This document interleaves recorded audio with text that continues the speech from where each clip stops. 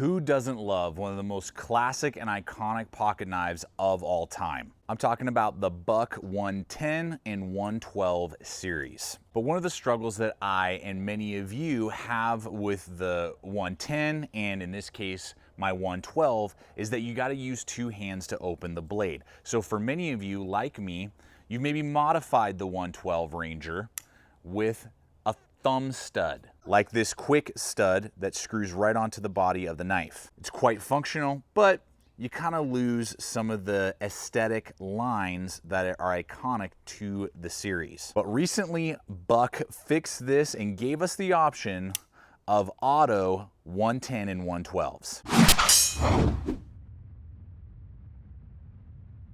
So that's right. That's what I want to answer today is it worth getting an auto Buck 110 or 112? And we're going to be looking at the 112 today. Now, I love my 112 standard over here, the Ranger. I did put that quick thumb stud on there. Those are like $8. Those will be in links below if you don't have one and you want to get one. I think it's a great option for nail nick blades if you have the opportunity to deploy. You know, I know some parts of the world you can't. If you can do one-handed deployment, it's a great option to do. I've never had it loosen up. You just screw it onto the other side. It doesn't damage the blade in any way that I've seen. I've never had to retighten it once, and I've used it for over a year now on 2 or 3 of my different bucks. So super cool because I really like one-hand deployment. I'm just not really into, unless I absolutely have to, do two-handed. So when I saw that they had dropped an auto version, I was like, man, that would be pretty sick. I don't have this little, even though it matches, it still is a little off-setting and off-putting to that super iconic design to have that, you know, thumb stud screwed on there. I love autos. My state has recently lifted the ban on auto knives, so I was like, sweet, let's pick one up. And what I want to show you today is, one, you're getting basically the same knife as a 112. I mean, you can see that in the design.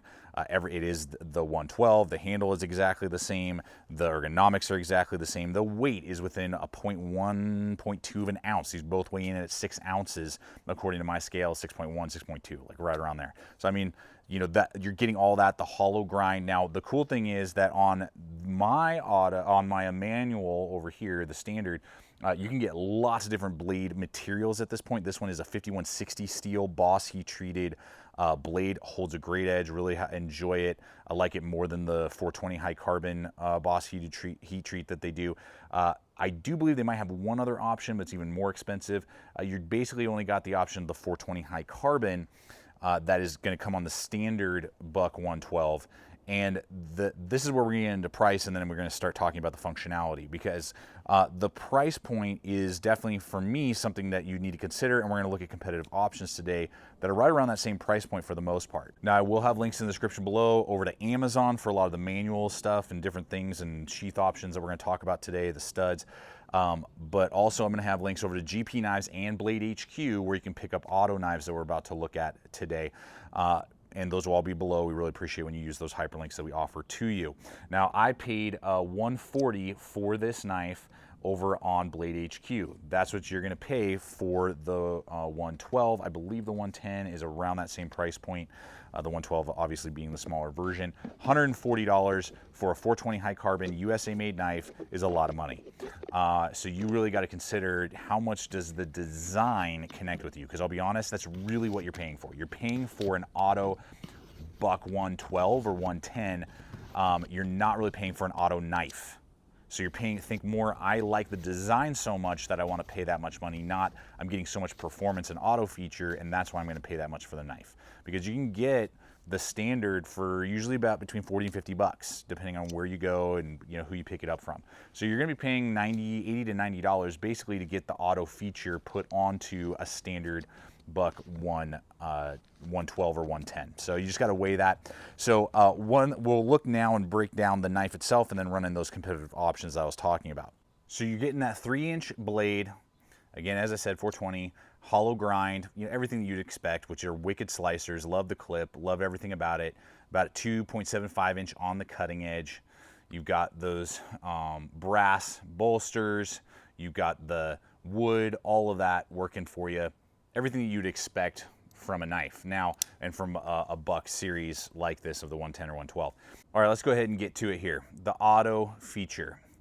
So what we're looking at is that auto button only on one side, obviously, no safety or anything like that.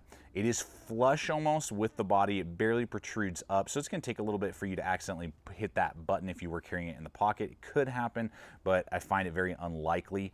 And you're usually going to probably having this in some form of sheath. Maybe some of you, drop it in your front fifth pocket, your coin pocket or whatever.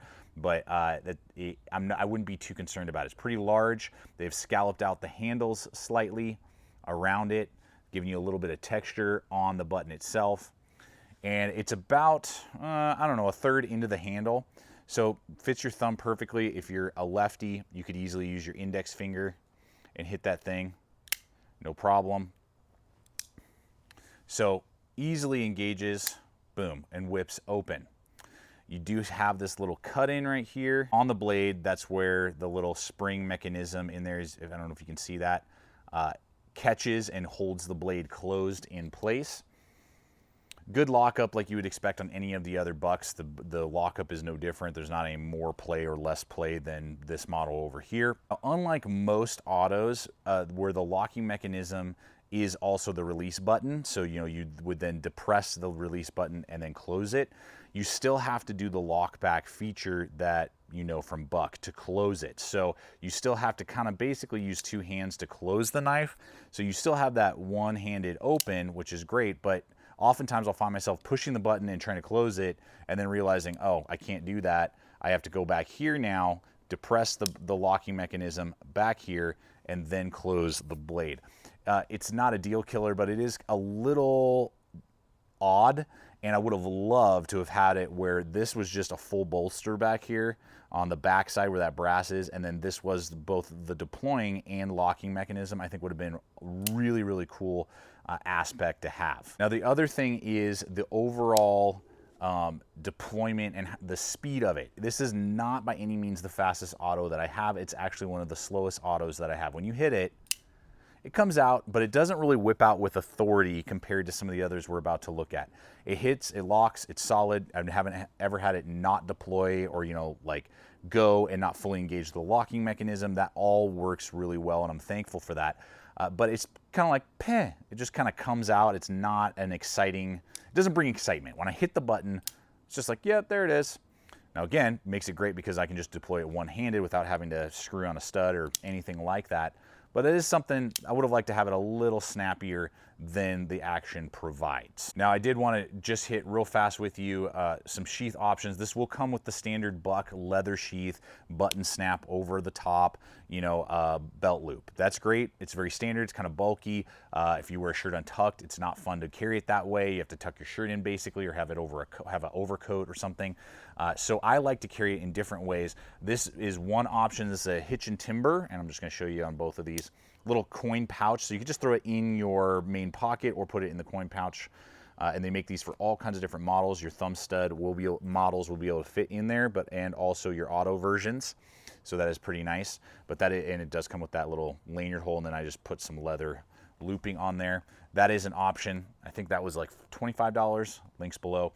And then this one, I can't remember if I got it from Amazon or eBay. I'll throw in a link if it was from Amazon, eBay. It might have just been like a 1 or 2 off. But this is a really nice option, and this is how I normally carry the auto, is in this sheath. It's ambidextrous. You can rotate the blade however you would like. It will hold both the 110 or 112. You run your belt through it, and it really gives you a slim feel, and I can wear my t-shirts untucked, and it doesn't look goofy or clunky, and then I have my access to my quick deploying auto. So it makes the overall deployment of a buck knife in the 110 or 112 series a lot faster and more enjoyable and more useful, in my opinion, if you get one of these style of belt attached quick draw sheaths. And just to give us emphasis on what I'm talking about with the speed, when I deploy this, boom, whips out, as you can see there. This is a $35 Boker AK-74. Love this knife, AUS-8 steel. You hit that button, boom, you can see it. The speed is definitely more noticeable.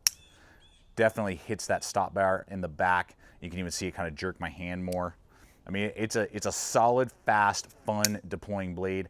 Definitely quicker than what you're going to find on the buck. And this thing's going to run you about $35 to $40, you know, so almost $100, if not more, cheaper than what we're seeing here. Now, obviously, nowhere near, this is overseas produced, USA made, all the classic things, but that's the emphasis that I'm getting at, is that you're paying for the design to be able to have it in an auto feature, not necessarily the highest performing of auto knives that are out there. So that's just an example here.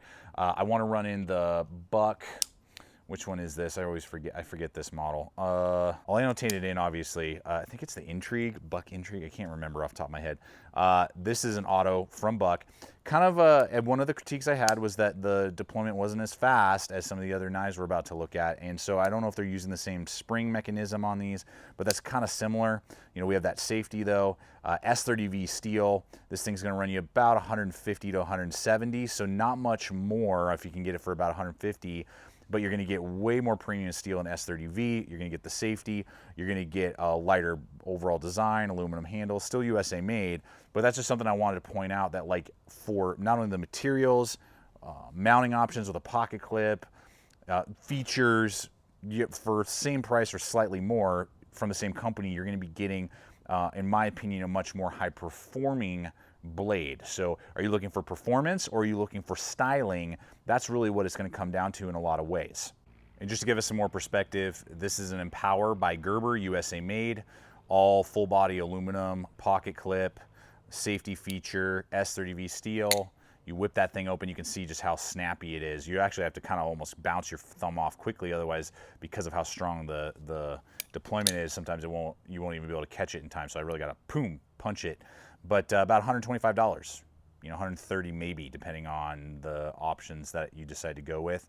So you can just see there, again, for performance, for the same price, I'm getting much better materials overall. Here is Kershaw Launch auto. I believe this is the Launch 1. This is about $100.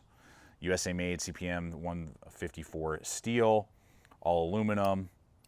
Auto feature, much snappier, and again, that push button is also the lock, so that's something that makes it nice as well, that I don't have to go back now and try and depress a locking mechanism. I do it all in one location. That's what I was referring to a little earlier. So links below, guys, for all this stuff that we're talking about, and really just wanting to produce and provide to you food for thought on what the 112 and 110 autos are, what you're buying when you pay for them, and what you're going to get for your money. Well, in conclusion, there you have it, folks. I think the idea is really cool, and if you love classic pocket knives, particularly the 110 or 112, and you have the ability to own an auto in your location, you're just like, I just love them. They connect with me. They're knives that I've had forever, and I would like to be able to deploy one-handed and not worry about, you know, screwing on a stud or always doing the two-handed movement. Well, then sure, you're gonna love it. For most people, if you have the ability to own an auto, you're gonna probably want something with better steel, a pocket clip, and just the ability to have it do more. Not that the 110 and 112 series can't do a lot for you. I just feel like the ones that we've looked at today of the other autos are just more functional, just have more capability overall. So I think it's a very slim niche line. Am I going to keep mine? Absolutely. I love my 112 standard, so this just kind of takes it to the next level. But I'm a knife connoisseur. I love blades. I have probably 30, 40 pocket knives. You know, I'm a collector on some level of having different types of knives. But for the major majority of you, unless you are like me in that regard, you're going to probably go with another auto if the opportunity presents itself, or just be happy with your 112 standard. So I hope this video has been entertaining, informative, and just giving you food for thought before you throw down your hard-earned money. I think that if you do love everything about it, you'll have a lifetime of enjoyment out of these auto 110 and 112s. But that's what I want to do, is give you those food for thought moments, help you decide, is this really the best way to spend my money or not, and what you can expect from the product. And I hope this video has done that for you and done it in an entertaining way, guys. So thanks so much for coming over, joining us. Check us out on Instagram, Facebook, all the other social media, throwing up stuff there all the time. You can see behind the scenes things coming on down the line. Check out the other video popping up, the subscription button, and always remember, stay equipped, stay prepared, and we'll see you out there.